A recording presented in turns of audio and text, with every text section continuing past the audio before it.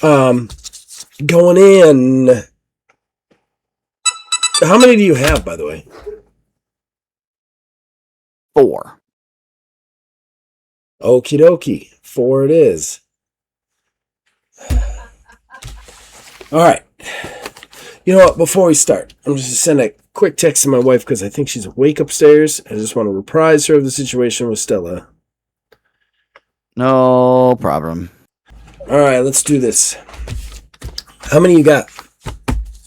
You asked me that like 30 seconds ago. 4. I did, and I did not even remotely hear your answer, even though I'm sure you said it. Go in 3, 2, 1.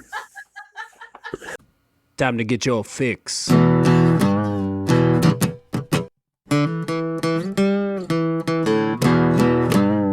It's a horrible gaming podcast. It's not good, it's not great. Horrible gaming podcast. It's not even what you would call fair. It's really not that good.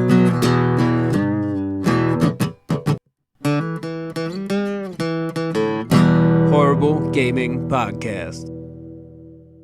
Hello, my name is Zachariah with Old Man Gaming. You, dear listener, have for whatever reason decided to tune into another horrible gaming podcast. I am not alone. Usually I am never alone. With me is Neil, a.k.a. a tiny wizard. Yeah, so we're back.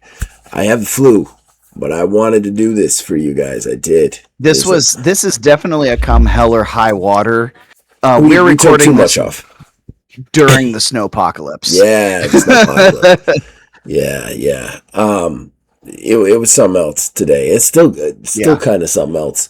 It's still kind of, and then like on top of that, not to turn this into a weathercast, but like immediately afterwards, like starting tomorrow night into the next morning, like it's extreme cold advisories, like wind chill's going to be negative 25 degrees and shit. This is that day after tomorrow shit. Yeah, my superintendent from the school, like when they called, they've never called as early as they called today to call off school tomorrow, which was like 1 p.m. And in the message, they were like, expect there to potentially be more days off this week. Damn. So I've never seen that before. What do you guys got over there right now? We got a lot, man. I haven't measured it, but we got a lot. Like I snow blew it, and it only snowed for like 2 hours more, and I snow blowed it twice while I was out there, like I told you in the off thing. And it's covered again. Like it's crazy. And my wife has to go to work tomorrow. I don't know how she's gonna fucking do it. So I don't know. But in any case, today we're gonna talk about Fable. Very simply. The developer direct came out. Yes, I know there was like 4 or 5 games that were revealed, talked about, that sort of thing at that developer direct. We shirked our chores a little bit. We did not get to watch the whole developer direct. I definitely went out of my way to see the Fable part, and we had already discussed it a little bit in private. I think it'll make a good, quick talking point. This episode is probably going to be a little bit quicker than usual. We're trying to get it done, so keep that in mind. But before more concise. Yes, before we do all that, we've got to thank the people who make this possible. Behind our ugly mugs, you're seeing a custom graphic that is provided by Mr. Mark Bell. We thank him for that. The theme song for this show and all the shows here at Old Man Gaming, provided by the man who makes the music, my brother Nick Van Siders. We thank him for that. We'll be right back with Fan Traction. Horrible Gaming Podcast. All right, ladies and gentlemen, that brings us to our first segment, our most important segment, that is Fan Traction. That's where we collect comments that you guys give us. We read them out, we talk about them, we riff about them. We make your voices heard. That being said, we only got 2 this week, which is nice. It definitely helps us do the whole getting done faster sort of thing. But we will start with William Holen. Just ruin it ourselves anyways. William Holen, hi, exclamation point. Welcome back, exclamation point. It's very easy to think there's going to be a 10th Horrible Game Award show. It's just 3 years away. Dude, that's crazy to say. but I wasn't sick at all during the holidays, even though we saw a lot of people and had plenty of parties, etc. Crazy, honestly. About the Game Awards, there's a category I would like to see. The most challenging game of the year. Interesting. Thanks for the show. Hashtag dying right after New Year's is better than before it. At least you were able to enjoy the holidays. That's fair. That's fair. That's a hell of a hashtag, Will. That's a hell of a hashtag. Also, I love the idea of that category. That would be a wonderful category. Does he want that in ours, or does he want that in the Game Awards? Will, I'm inquiring minds want to know. So answer that in your next comment. Everything else, I appreciate it. Yeah, it also doesn't help that I basically drive a plague vehicle, just full of plague rats known as children, who just cough, spit, sneeze on each other and my seats and me in an enclosed area for 4 hours a day. So yeah, it comes for me. It comes for me. That being said, it's fine. You get sick, you get sick. It's irritating. I feel like I've been sick every weekend for about a month and a half now, in some way, shape, or form, whether it's a blown back or flu or my eyes swelling up to unnatural sizes, which is very frustrating. And I was telling Neil, I don't know how my wife puts up with it. Yeah, I really am also astounded with how sick you always manage to get all the time. It's ridiculous. And like, you guys can hear it. Like, that's the thing. It's not like I'm faking it, you know? You can see me and you can hear me. So, you know. In any case, moving on. Jason is our only other comment, which just says, just do a new series of reviews. Old man reviews old games. That's not a bad idea, man. That's really not a bad idea. Might start doing that. Look backs or something like that. That would be fun. That would be fun, especially since most of the games I'm playing are like at least like a couple years old now. So like, I don't know. It definitely puts me in a position where I don't feel like doing a Snap Judgment review does anybody any good. So I don't know. Maybe we'll do that. And that's it. That's all the comments we got, guys. That's it. So we are going to take a quick break, very quick, and we're going to be right back, and we're going to talk about Fable.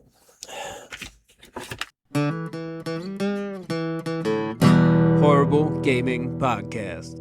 Ladies and gentlemen, brings us to our talking point. The Developer Direct, Xbox Developer Direct came out. They finally showed us gameplay of Fable.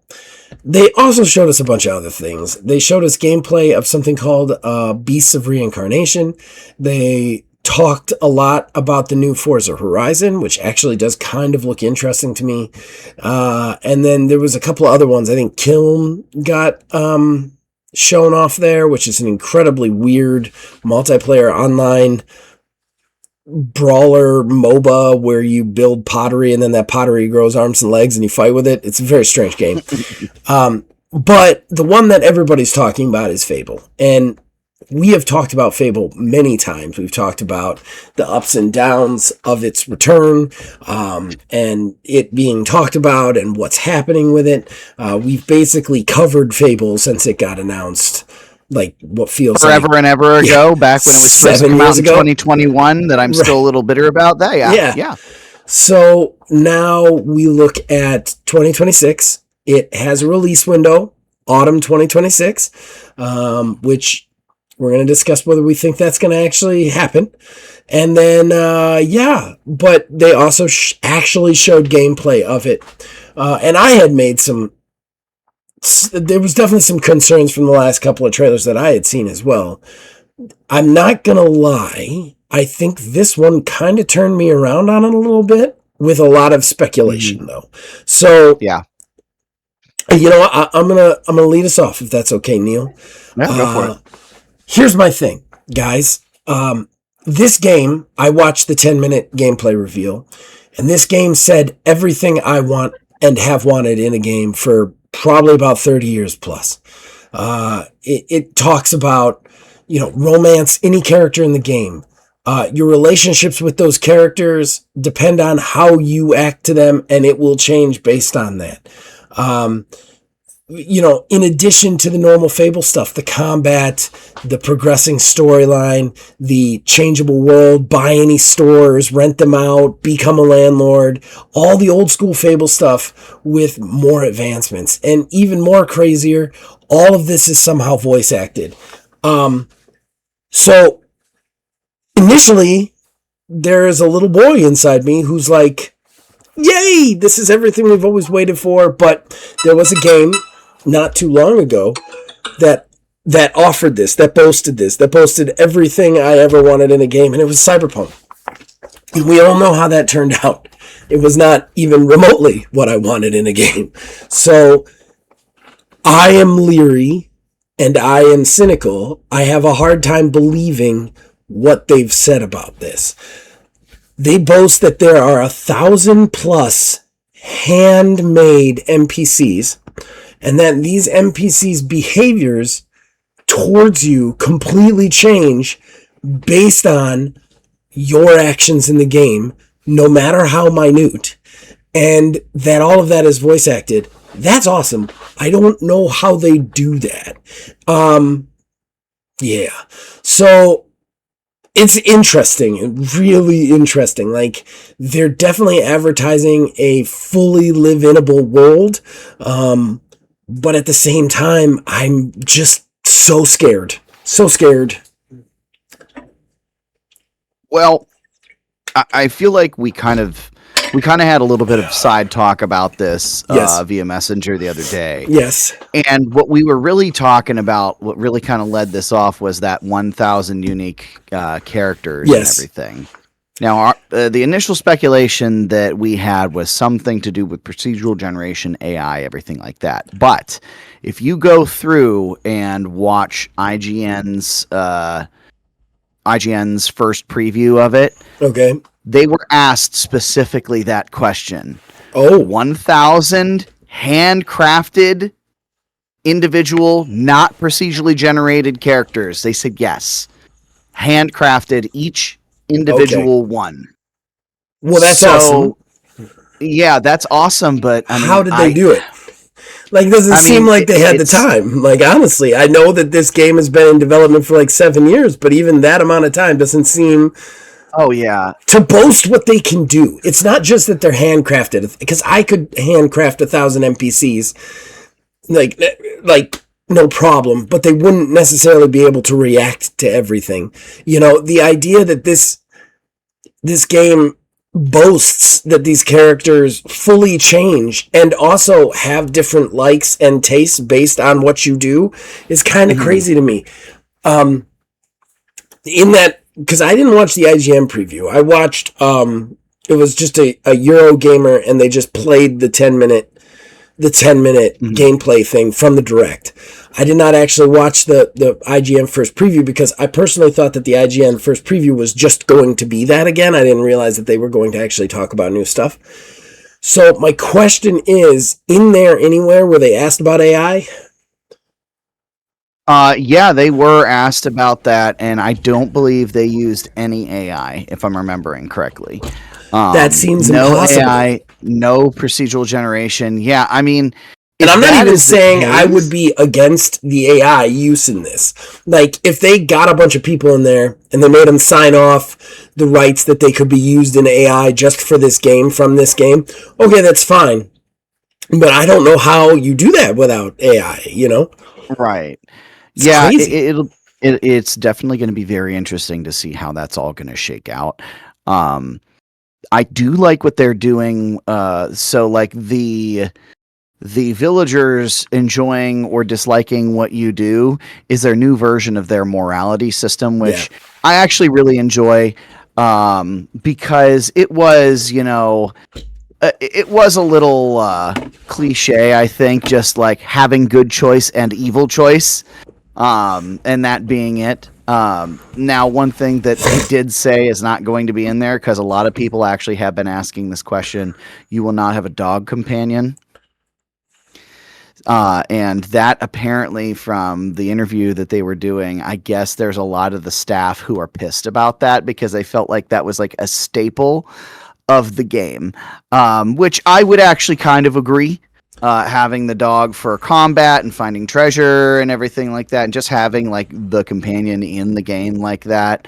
That said, I mean, this is going to be the first thing that's kind of made me be like, oh, let me actually brush off the Series X here, and still not going to subscribe to Game Pass, but I'll buy the game.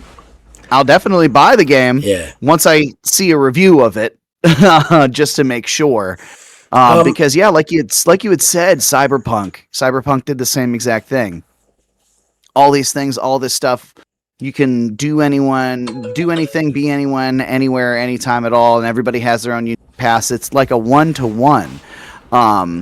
And I don't know, man. I don't know. In this day and age, especially post-Cyberpunk, a lot of people are going to be a little nervous about that. But I really am hopeful for this game. I'm hopeful for it, too. Look, I had one AAA game that I was going to buy this year, definitely, and that was going to be First Light, the Bond game, because I'm a huge James Bond fan. That game looks amazing to me, and I have a lot of faith in IO as a company. But other than that, I wasn't going to purchase a AAA game. I didn't even have one. There wasn't one on my radar until now. I unfortunately think this is going to be definitely like $80 without a doubt. But aside from that, just on the positives, like if I could stay positive for a second, I don't know if it's possible. I know it's hard. I'm going to try. I think that like one thing about the original Fable series that, while yes, they had just the you're going super bad or going super evil, but they actually had a little bit of neutrality there, because you could like, there were certain NPCs and you didn't have it was much more like Sims talk back in the old Fables. But you had certain NPCs who liked it when you did bad stuff. So you could find your people almost in that game. I love that. I hate games like, I don't hate games, but like Mass Effect has a hard line, you're good or you're evil, right?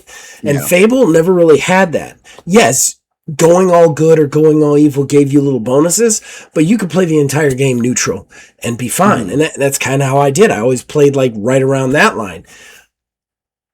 The fact that they have done that with this, and that is kind of the morality system, I really enjoy. I don't want cartoonish halos floating around my head.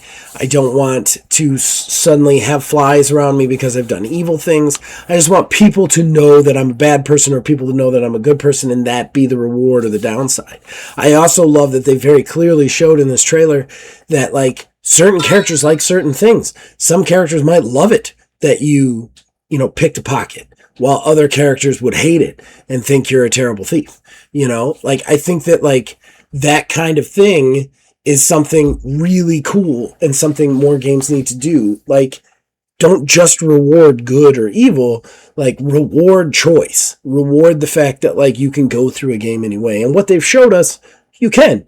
And that's awesome. I'm very excited about that. Yeah, I do love it does look like your decisions are actually going to matter a lot more. Because I feel like the older games, to be fair, I think it's more of a limitation of them back in the day, to where your choices would matter, kind of. It's the choice between one character like living or dying or something like that. But like the one example that they gave was there's a giant that you have to deal with. Yeah. So you can either find a way to just talk the giant down, or like fix his problem, or you can just straight murk the dude, but his dead body is going to lay on the hillside near a town, which will then affect the prices of the value of the real estate and everything around it, which that's the kind of like nitty gritty detail-y sort of stuff that I really like, to where it's that nice level of detail to where we're not doing the horseball thing, like choices matter is so tough nowadays. Like every game wants to boast that. Every game wants to be like, your choices matter.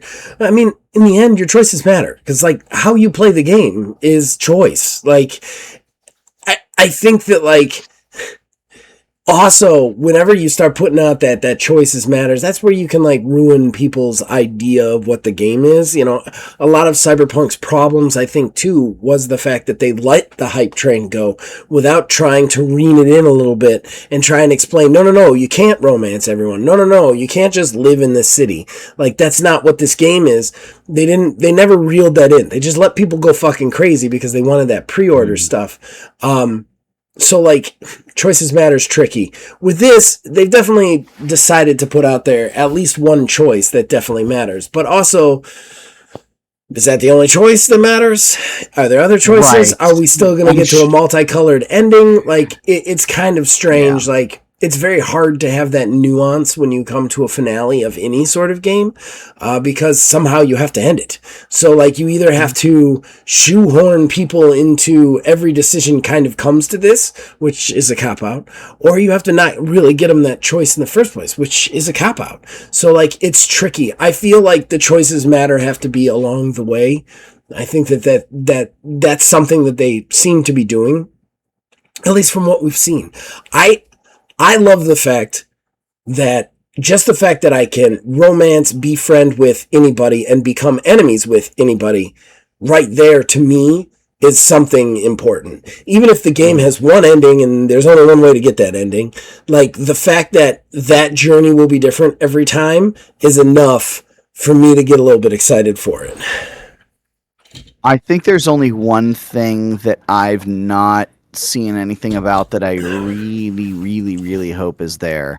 I really hope they do the gargoyle thing again. The gargoyle thing again. Yeah, so there were like 50 gargoyles hidden all around Albion. Yes. Yeah. And whenever you walked by, they'd just start talking shit to you, and then you got to find them and break them. Yeah. Yeah, I loved that. I love that. It's like a funny sort of collectible situation. Yeah. But the hunt was always so great for those two. I could sink so much time into finding those.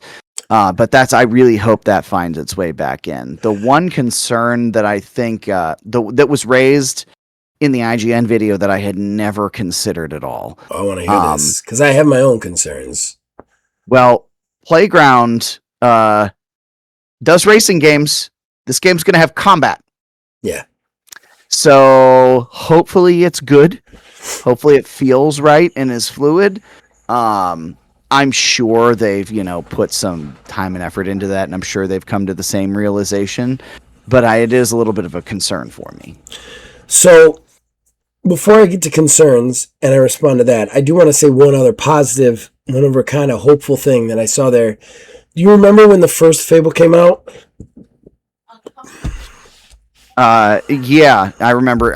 Weirdly enough, I've never played the first one, only the second and third. Yeah. It's only $11 on Steam right now.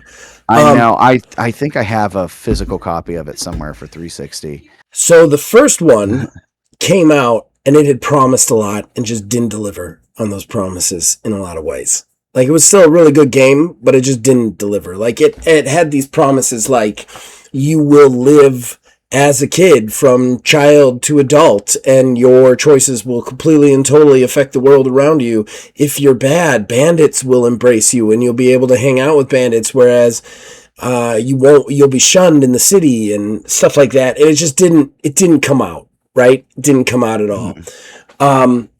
It's still a great game, runaway success. We got 2 that was better than the first one. But what's interesting is all the promises that original one made that it didn't deliver on seems to be being delivered in this one, which I find really interesting. That like, this Fable is actually going to deliver on the promises that the first Fable didn't necessarily live up to, which is very interesting to me. Yeah, and some of that, unfortunately, is Peter Molyneux just being Peter Molyneux. He very much is an over-promise, under-deliver sort of individual. Yes. I really do. It is crazy to think that this game very well may have been in development as long as Cyberpunk. Yeah. So there is a very real possibility. I shudder to think that I'm about to say this, but I actually think it may come out in a state that's being promised. Obviously, famous last words, but right. It really does seem that they've been taking their time and just shutting up when they need to shut up. about where the game is and what's going on with it, and just telling us when the time's right. I mean, I'm going to say this. I don't think we should have heard about this game until this year. Oh, yeah. Like maybe last year, but certainly not back in 2020. Yeah. With that out of the way, your other concern was that this is a racing studio, and I agree with that. I think this is make or break, which is one of the reasons that we haven't really seen a release date or anything. They can't screw this up. The only thing Playground Games has ever made is racing games, and if they ever want to make other games other than racing games, this has to be a winner. Not only... Yeah. And that's the real question here, because I like Playground Games. I've never been let down by a Playground game. Their racing games are ecstatic, but that's what they make, is racing games. This, they have taken on a property that is beloved, that has gone by a wayside, that there's a ravenous fan base for, which is already a recipe for a very volatile situation. And then they have promised a lot from that, with no real experience to deliver on any of the promises that they said they're going to do. And that is very tricky. When you put it like that, it sounds terrifying. It's terrifying. It really is terrifying. And that's why I had all but written this game off. I wasn't even watching for stuff like this. I watched the 10-minute thing because I figured you'd want to do the Xbox Direct today. And so I was like, well, I'll start there. And then I was kind of blown away. Again, though, this is if you write this out without just looking at the trailer and the footage, and you write out all the factors going against Playground right now, it's a mountain. It's a mountain of negative things that are going against them. For them to overcome this, it has to be a win. I almost wish they had tried to do something smaller in this space first. And I think one of the reasons this has taken so long is they've had to rebuild their engine to do this. I think so, yeah. I think they had an engine great for racing games, and then they're like, well, we can apply that to fantasy. And when they went to do that, they were like, oh, we can't. So they had to kind of rebuild this engine for that. So it's a really, really interesting situation. I have another concern for this thing as well. It's a smaller concern, but like one of the things that everybody on the internet, I was surprised how many people clinged to this when I pointed it out. I don't think they were clinging to my words, but like the last reveal or the last 3 reveals, they've only ever shown this female protagonist for the character that you're playing. They've only ever shown that. A lot of people on the internet were like, where is character creation? Like, is there character creation? Or are you playing an actual character? And this gameplay reveal right off the bat is like, you are not playing a set protagonist. You can create a character to look and feel however you want it to. But, and so everybody on the internet's changed it too. And they're like, that problem is fixed. They've got character creation. It's going to be great. Here's the thing, though. What they showed of character creation and the way they talked about it is not the kind of character creation I want in any way, shape, or form. It sounded akin to Sea of Thieves' pick one of these randomly procedurally generated characters, and that's your character forever. Because they specifically said you can you can pick a lot of different heads that fit a wide range of character archetypes to make it feel like you. And I'm like, wait a second, am I just picking heads? What's happening here? Can I like completely... They didn't show any of the actual character creation. They just showed that there's different characters. So I'm very concerned about the character creation. I don't think it's as in-depth as people are now saying it is, especially after going back and watching that footage. I'm like, I don't know. They really didn't say that it's like make anything you want. They said there's a wide range of heads that you can choose from. What does that fucking mean? Does that mean that there's just procedurally generated like defaults and you pick one and then you can just recycle them until you find one that you like? Because that's not a character creation that I want. Does that make sense? Oh yeah, what I think they might end up doing with the character creation, because they very much said that like this, they want to stay as true to the originals as humanly possible, but they're going to add like different flares and some changes that are just like improvements overall. What I think that they might end up doing is that it has to be a full character creator. I feel like it just absolutely 100% has to be a full character. I'm not convinced it is my concern.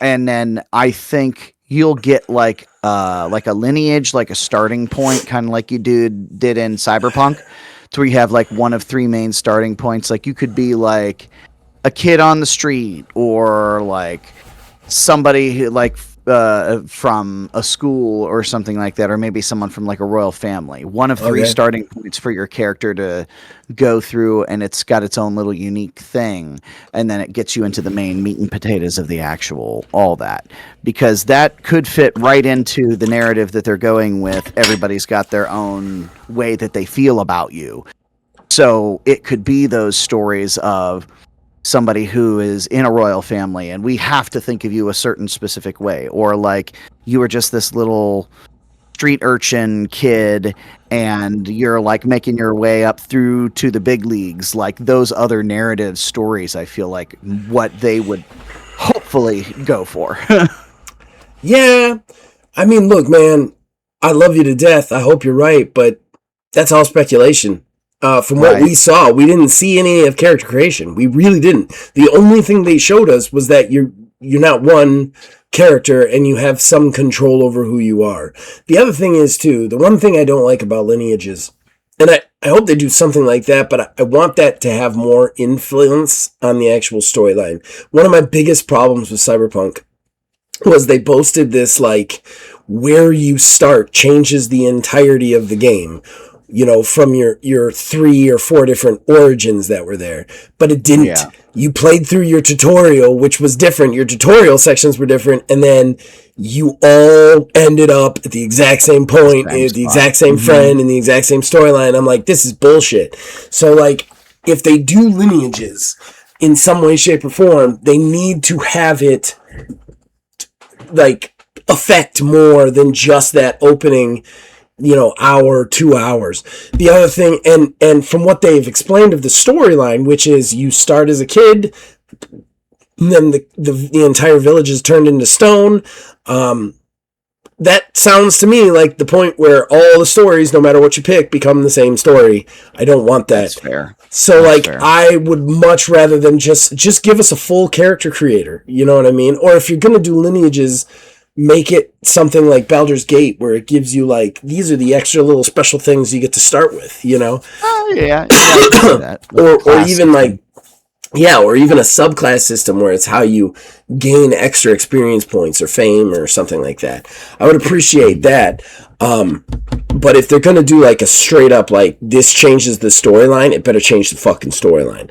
Either way, they haven't showed us the character creator. They really haven't. And like, I don't know how they got away with this. Like the internet was really pissed. Like, that it was going to be like a pre-generated character you had to play, and then they were like, "Oh, you don't have to do that," but they didn't show us any of it. And like, I want to see the character creator. I want to see how in depth it is. I like character creation. I love making like multiple different characters through multiple different playthroughs, and like playing those characters differently. I didn't see any of that. I saw a girl standing there who changed into a guy, who changed into another guy who was wearing a chicken suit, who changed into another guy who was wearing a nice outfit, and then we moved on. We didn't see anything else. There was no menus, there was no hubs. It looked like somebody was just clicking a random button, and I don't like that. I don't want a random button. I want character creation, and they didn't show us that. Well, they have said that there's going to be more information coming this summer. So they are going to have something best, which I think at that point they're going to put those sorts of concerns to rest. I think we're going to get like a playthrough or a partial playthrough of a mission to kind of get an idea of really like what is going on. Man, I'd love a demo of this game. Oh, yeah, a nice little demo. Demos, man. Oh, made me feel nice and warm. I miss demos. Hey, they're still around on Steam. I just played a demo today and realized I did not like that game and uninstalled it and did not buy it. So, well, that's good. It is. That's why the demos exist. Exactly. Love demos. More demos. Well, I mean, I think I've covered all my thoughts there. Overall, I do have some hope for this game, but I've been hurt too many times before to not be a little bit skeptical about the small 10-minute chunk of really nice things we saw. Mm-hmm. What about you? Yeah, I definitely like it. It is one of those things. Like I feel so much hope and optimism, but the realist me is like kind of pulling on my shirt sleeve, like, hey, hold on, chill. Like, don't get ahead of your skis Mhm. here. You know how this game works. Um, I really do, because like you said, they can't screw this up. They 100% can't screw this up, because then they're just going to be the racing game company. Yeah. But they are doing it from a place of passion. That's what gives me hope. It definitely seems that way. The problem is again, I have such a hard time believing anybody's doing anything from a point of passion anymore, Yeah. and not just monetary, desperation. Um, that's awesome though. I am hopeful for this. It definitely turned me around a little bit. I had all but written this game off, so I'm very interested to see what we get come autumn, which is going to be an early autumn. I'm expecting a September release unless GTA yet again delays, which is very possible. Very possible. I think it was one of my predictions. I can't remember, but all right. So I think we've covered it. We're gonna take a quick break. We're gonna do some news, and we're gonna get out of here. Horrible Gaming Podcast. I can literally hear Kayla laughing on the thing. She's not just laughing, she's like actually cackling. All right. She's gonna tell me why, apparently. Oh, okay. This is going into the podcast. This is in the show apparently. now. We're recording. We're in the show now. I can't read. We're in the show now. We can't. Come on, shit or get off the pot. Shit or get off the pot. Waste airtime. Well, okay. What? Oh my god. Oh my god. We just our this audience is is listening to this. This is All right. so weird. Okay. All right. So we have the news. That is our third segment. Our last segment. Neo likes to collect smaller news stories that don't necessarily deserve a talking point, but we want to tell you guys about them. We want to riff about I it. don't even know how the fuck I'm going to continue with this now. Neo has 4 and has been completely derailed by his wife. Oh my god. So Okay, Neo, take it away. All right, so all of these are pretty weird and or kind of shitty. I'll just get the shittiest one out of the way. Okay. Ubisoft has continued to restructure. There are multiple divisions that are getting closed down, and 7 games that have been canceled or delayed. One of them being the long-fabled Prince of Persia: Sands of Time remake. Yes, but Apparently somehow the game was done. Somehow, to add to that, Beyond Good and Evil 2 is still It's still in works. Insane to me. It's nuts. It's nuts. There can't be anybody actually working on that thing. Ubisoft can go one fuck single themselves. guy. I know that there are a lot of very talented developers at Ubisoft, a lot of people who have a lot of passion for their craft, and a lot of people who put a lot of work into their games and experiences. I have often loved a good Ubisoft game. Again, just because of the whole union thing, I have not been able to pick up a Ubisoft game since they just released a new hero for Honor, and I can't bring myself to play it. I actually saw that the other night, and I was very interested to see what was going to happen with that. It's Lubu. It's basically Lubu. The character is Lubu from Dynasty Warriors, so that's even more interesting to me. But I can't bring myself to play it. I can't look, I am a union member now. Local 176.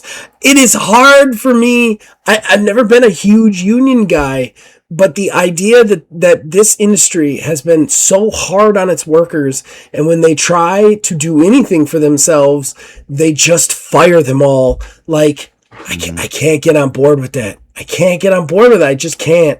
So I don't know. I haven't picked up Skull and Bones. Those Skull and Bones is a lot easier to put down. As much as I enjoy the gameplay, they just keep biffing it on the updates. Just biff it and biff it. The wars, the faction wars that I was really excited for, the changing of the meta and all that, Now, Yeah. you fight over coats. You fight over a blue coat and an orange coat. That's it. I don't understand these games. Like, you have actual models out there like Helldivers, where like the meta itself actually warps and changes based on how players play, and everybody loves that. But you guys, you take all that data and you decide to make everything about whether or not you get a coat at the end for your fucking character. It's the dumbest shit. They hang so much on cosmetics and so much on paying for battle passes that they forget that the experience has to be fun in the first place. And it's not fun. It's not fun. So I don't know. I don't know if I'm ever going back to Ubisoft. They don't offer anything that I'm interested in. I don't like Assassin's Creed games. So, like, I don't know. I don't know. But they're the only quadruple A studio out there. Only one. I know you're being sarcastic, but the fact that you said those words out loud physically hurts me. Well, I actually kind of use that as a segue into my next one. Yay! So Jose Ferris, we know him, we love him, loony bastard. He said that he's worried about AA's games becoming the norm because Why would he be worried? He says, and I quote, he couldn't live without a AAA title, saying you can't do GTA on a $10 million budget. Is that not the point?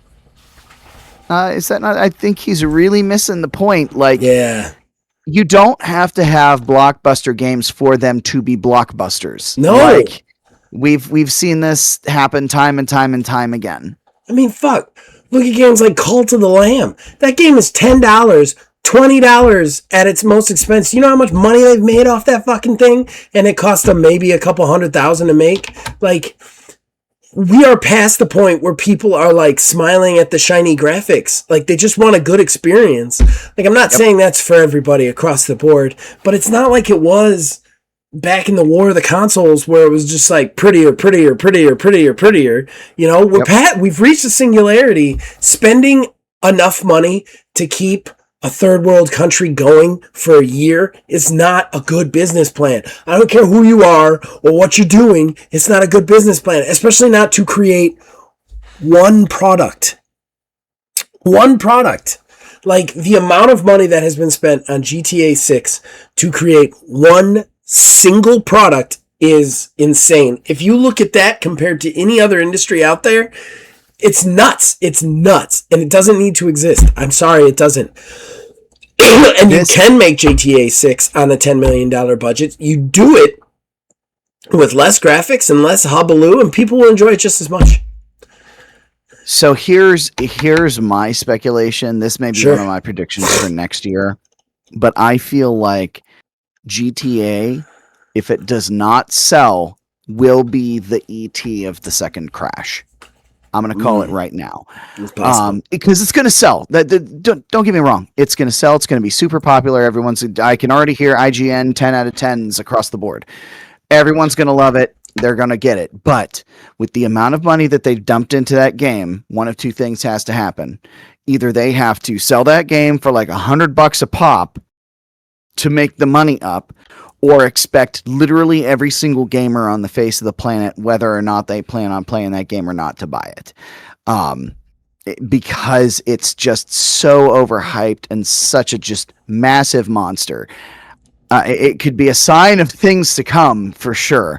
Mm-hmm. But if that game falls, like, I want to know what they need to do in sales of units to be able to make their money back. Yeah. That would be a very interesting number to get my hands on. That'd be very interesting too, because they keep their place running on investors most of the time, because they only release like one game every 10 years. And like that one game, like how are they keeping themselves afloat? I'm very interested to see. Also, very interested to see how many GTA 5 people actually migrate. That's the question. Because the big money maker on GTA 5 is not the story. It never has been. It's the online and all of the extra online stuff that's there. How many people with their townhouses and their penthouses and their businesses that they've purchased and they've earned in online are going to want to start over in 6 unless they have some sort of like strategy to where people get a head start there. I don't know how many people. I wouldn't want to leave that ecosystem. Like, that'd be like For Honor 2 coming out. You know, I mean, I know I'm not playing Ubisoft right now, but I wouldn't want to play For Honor 2. I like For Honor 1. I have all the characters unlocked in For Honor 1. I earned the steel to unlock them, to unlock their executions, to make them cool. I don't want to switch to a new game and start over. Like, it's that kind of thing, that kind of mentality that I don't know that they realize that they're toying with, you know? 100%. So 2 more. These ones are both super goofy. So we have fun times abound here. So GameStop actually had a promo that was so good that you could actually make money with it. So basically, the gist of it is someone could buy a Switch 2 for $415 and trade it back in. But if the credit was used towards a pre-owned game purchase, regardless of the cost of the pre-owned game purchase, the trade value would go up to $72 or $472 from $415. So the promo could be repeated over and over and over again. So you'd buy the Switch for $415, buy a game that's like $10. You take $10 off of that, you actually end up getting $462 instead of the $415. You bank the difference and repeat. Somebody pointed that out, and the official GameStop Twitter said the exploit has been patched. So yeah, they aren't going after the guy. The guy gets to keep the money. He did it. He took advantage of it. So I really hope he got some bank saved up before he started running out there and saying, "Hey, you guys may want to fix this. I've already taken $500 from you." Like, and this is why GameStop. Like, come on, man. Like, it just keeps getting worse think about and worse. it for more than 10 minutes. Just think about anything for more than 10 minutes. So knee-jerk, everything they do. And then last one, this one is fucking banana sandwich, but I feel like might actually be up your alley. Okay. So you didn't put the one I sent you on here? No, I did not. I literally was reading these off. I was thinking about it. So we can circle back to that one after this if you would like. Yeah, that's fine.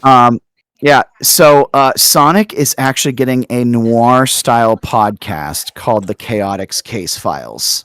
That's a podcast? I thought that was I thought that was another game, like The Murder of Sonic. No, it's a podcast, from what I understand. What? That's nuts. That's even crazier. I just thought it was a sequel game, like The Murder of Sonic. Yeah. Wow. They did that. Oh, I saw the trailer. I didn't realize it was a podcast. Yeah, from what I understand of it, it is going to be a podcast. What the fuck? So then let me pull the... is listening to an entire podcast about the chaotics. Wow. That's crazy. Right. That's crazy. That's interesting. And then the one that he was just referencing here, we're just going to grab that real quick because I didn't put it on the list. Oh, that's fine.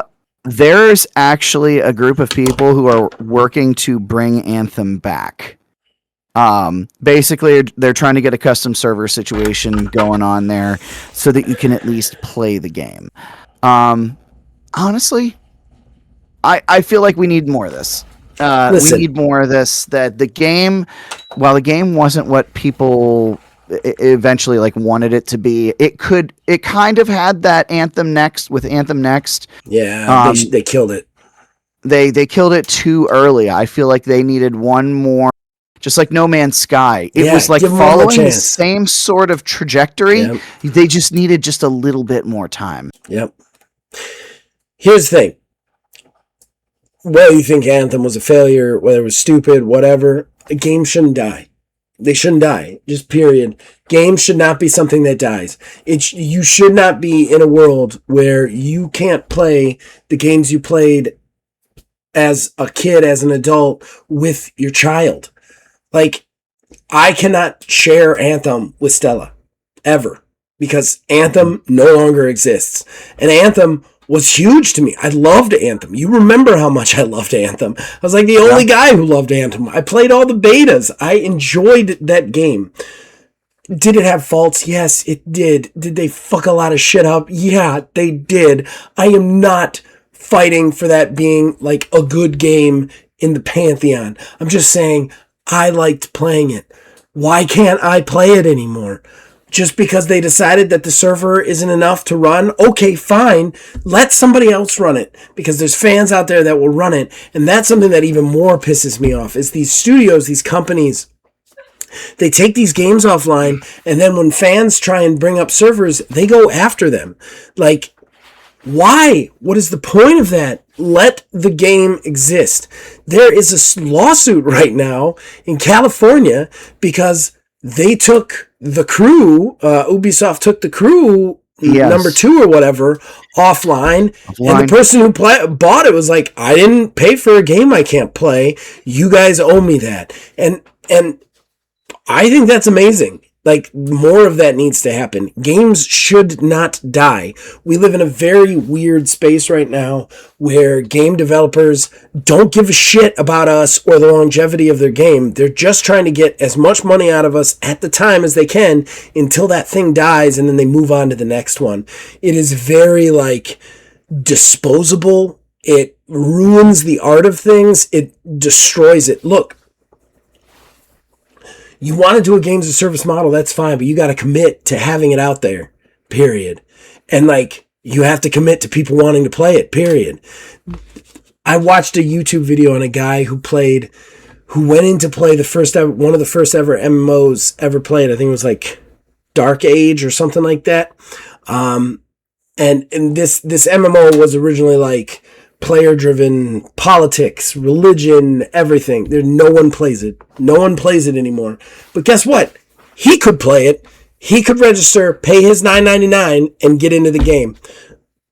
That is what needs to happen. All of these people who are making games and then shutting them down, that should be a crime. It should 100% be a crime. You should not be able to take a product away from somebody who has paid for it. Like 2 or 3 years in. It's ridiculous. I very much subscribe to that little that I've seen it popping up more and more and more lately. If purchase is not ownership, then theft is not crime. Yeah. Right. 100%. I have a real problem with this, and I'm really glad that somebody's trying to bring this game back. I think all of these, even the one that sucked that you were covering, the Babylon Fall or whatever. Babylon's Fall, yeah, Babylon's Fall. The thing that we talked about multiple times is that game for someone out there was their game. It was the game that they had been waiting for their entire life, and that was the game that they wanted. And that's gone now. It was gone. It was there for a year. Could you imagine that if you're waiting for the perfect game for you and it comes out and you can only play it for a year? That's a fucking bummer. Like, yeah, it sucked and nobody else liked it, but it's just gone. It's just gone. I hate that. I hate that. I've seen a proposal put out there that there should be an end of life patch that is like one giant massive update that basically locks the door on the server, but it puts like something that may have had like randomly generated events and stuff like that, just have these same events that cycle through on a timer, like that it all just runs within the console on the game. Yeah, sure, lose some features and functionality, message, stuff like that. I get it. Like you can't support any one thing for literally ever, because there does get to be a point to where it's just wasting money on the side of the company. But you also have to give us something in the end. I think personally, if these companies want to make games as service, I think there should be a law that if they want to shut down those games as service and those servers, they have to release the source code. That's what I think. Yeah. I think 100%. Okay, you don't want to spend the money to keep it open, you release the source code. And if there's somebody out there, they can bring it back up online all by themselves and you can't legally take action. That's what it should be. Because there should be some risk for these companies. They're just literally like, there is a city. I'm not going to name the city, but it's on a highway near me. And I talk about this all the time. This city will literally, like, they will open a new shopping center, right? Like a storefront. And then they'll give all these tax cuts for all these new businesses to come in. Businesses will come in, and then they'll make another shopping center, offer all these tax cuts. Then the businesses from this one will move to that one, and no one will occupy this one. And it's just like 5 or 6 empty shopping centers down the road. And like, that's what this is. They're not thinking at all about what they're doing. They're just burning and moving on. And I'm sick of it. I'm sick of being treated like a second-class citizen in the thing that I paid for, that I paid a large amount of money for. The fact that I paid $60 for Anthem and I can't play it anymore pisses me off to no end. And I think that if you want to risk it on the games as a service, you've got to be able to risk it that you got to give your source code out there, period. Let somebody else do it, you know? You got to risk it. The entire biscuit. The entire biscuit, yes. Entire biscuit, 100%. All right, you want to wrap this thing up? Yes. All right, we're going to take a quick break. We'll do plugs, and then we'll be done. Horrible Gaming Podcast. All right, guys, that's the end of the show. Neil had to step away a little bit.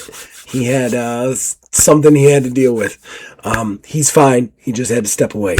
Listen, I'm going to do plugs for us, though. We're working on stuff. I know the content is a little bit low. On the TTRPG side, we are currently recording Hunt 3 of Ordo Scriptorium and Season 2 of Dual Bastards. On the video game side, we're looking to do some more Streets of Retro soon. I want to do some more reviews, maybe go back to some older games, because that's what I'm playing right now. But, of course, we still have this podcast going. You guys can, of course, join our Discord. The link's in the description below. You can influence this and all of our shows from there. So as you guys keep watching and keep listening, we'll keep making them. We'll see you guys next time.